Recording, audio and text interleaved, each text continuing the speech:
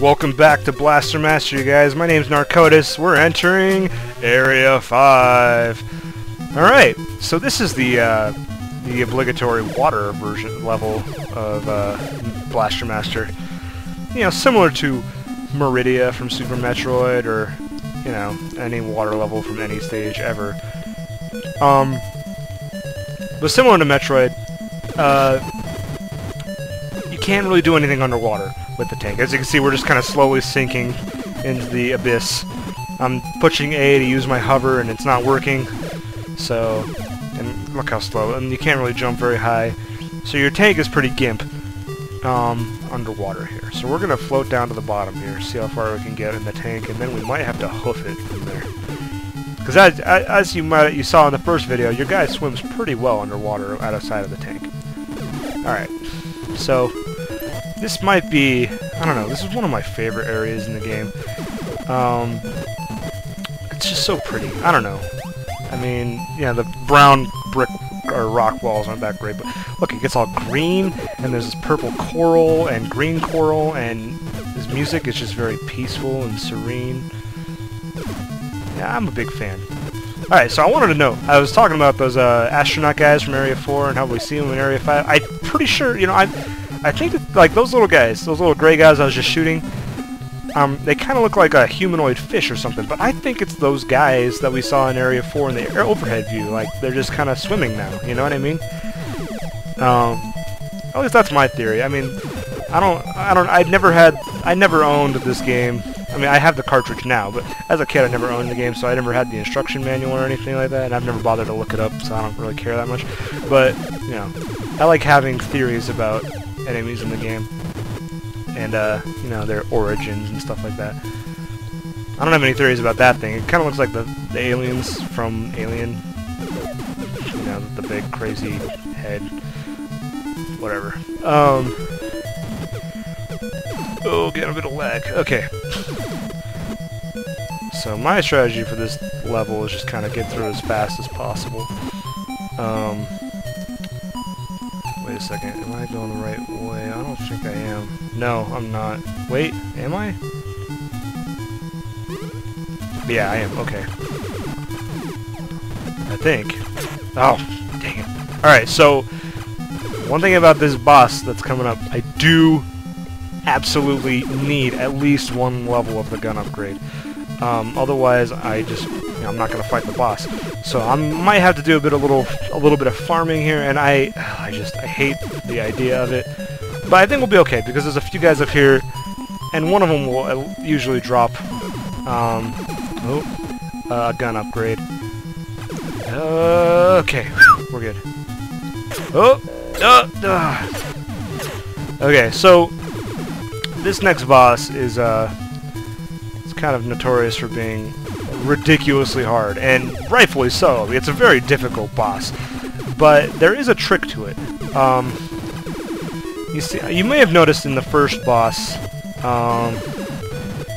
that I just kind of strafed back and forth to shoot the boss and like stay in the center, like kind of like this. You see how I'm doing right now, just strafing. That's something you know, like I said, I never owned the instruction manual, so I'm not sure if it was ever explicitly told. But if you look in the attract mode, by the way, which is the attract mode is that little thing at the beginning of the game where, you know, the game is playing itself and, you know, it says press start to play or whatever. Anyway, so in the attract mode, there's a scene where the game is fighting a boss, and it does that strafing thing. And for the longest time, I never knew you could strafe. I did not know that. It blew my mind. And man, I don't even know how many years it was before I discovered that. Okay, here's the boss. I might have to shut up for a second here because this guy really is hard, and you know, I've only got one gun upgrade, so I gotta do it without getting hit, basically. Alright, so he starts off pretty simple. This guy's more tedious than anything. See, with the strafing here, you can just kind of keep shooting. You want to just keep mashing your shoot button and avoiding the bubbles, but you can shoot the bubbles. So like that's the key here, is you strafe and shoot, and eventually you'll land enough shots in his ugly mug there to kill him. And as he takes more damage, his bubble pattern gets more and more complex. You can see at the start he was only shooting 2 bubbles at a time, and now he's going and shooting in a pattern of 3, where it's like left, middle, right, left, middle, right, you know, that kind of thing.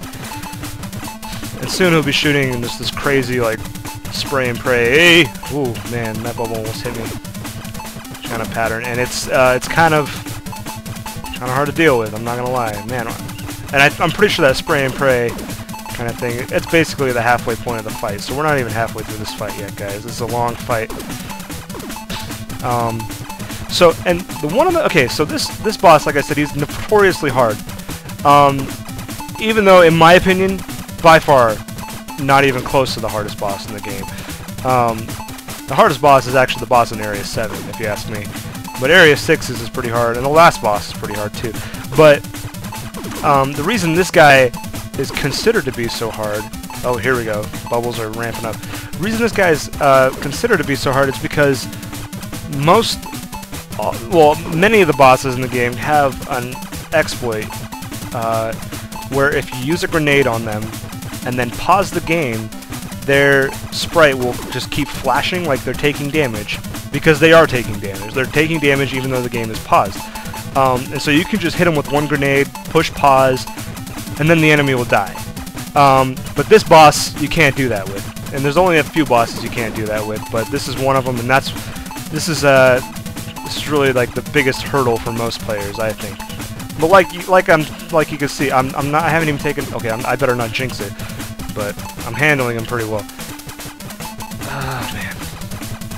You know who this guy kind of looks like? He looks like the first boss in the Dark World from Link to the Past. You know what I'm talking about? That big guy with the crazy tail and the face mask. Like, once his mask gets broken off, he kind of looks like this guy. Big orange and... Whoa! Oh, no! See, now my shots can't reach him. And if I get up close... Oh, shoot, guys. This is bad. Alright, so I gotta wait for his... Oh! See, his pattern has like an opening. Okay. See, this is a lot harder to deal with. No, nope.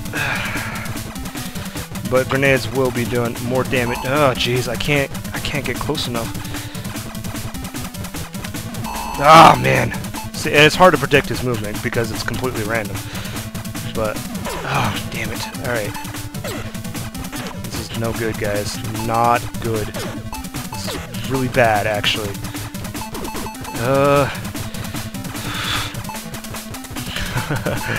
Oh, man, I really don't want to have to restart this video. Not that I would restart it after dying. I mean, that's what wusses do, right? Oh, man. Come on, just die. Die. Yes! Oh, man. Okay. Woo! Woo! You guys, that was the most intense boss fight I think I've ever fought against that guy. I gotta say. You've witnessed something... Oh, my...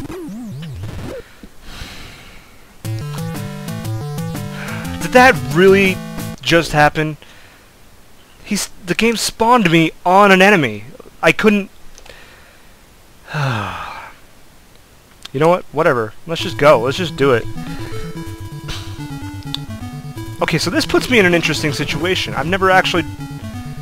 Because, you see, what happens is when you get... See, I just got the dive. You can see on the right side of the screen. I'm pointing at the screen like an idiot. But it's on the right side of the screen. You can see I just got the dive upgrade. And after you beat that boss, you're supposed to leave the cave and then travel back to your ship. And then there's this whole undersea section of the level that, because I had to continue, I started back at the beginning of the level, and now I just get to avoid it all. So, well, it's really not missing much. I mean, it's just more of the same scenery kind of thing. But anyway, Area 6 in the next video, guys. One continued down. We'll see how many I can get. Alright, have a good one. Bye.